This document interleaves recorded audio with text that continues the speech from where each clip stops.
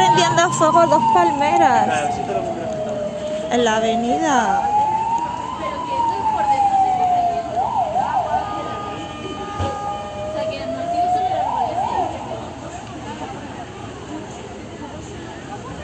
Y ahí se han quemado las 4 palmeras que hay ahí, se han quemado también.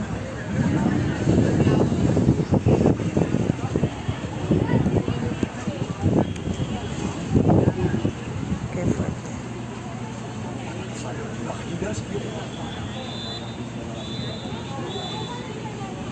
Hostia, 3 palmeras. Esta de aquí de delante también.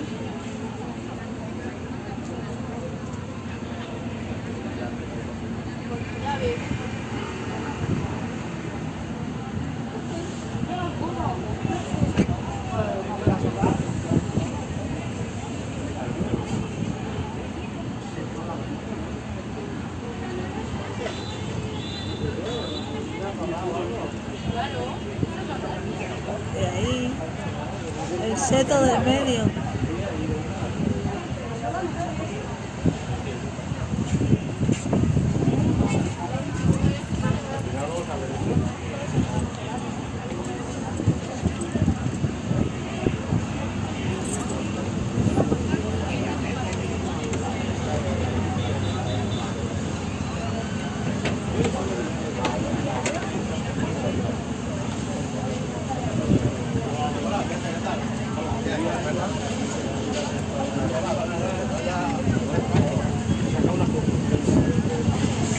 Ya le están echando agua.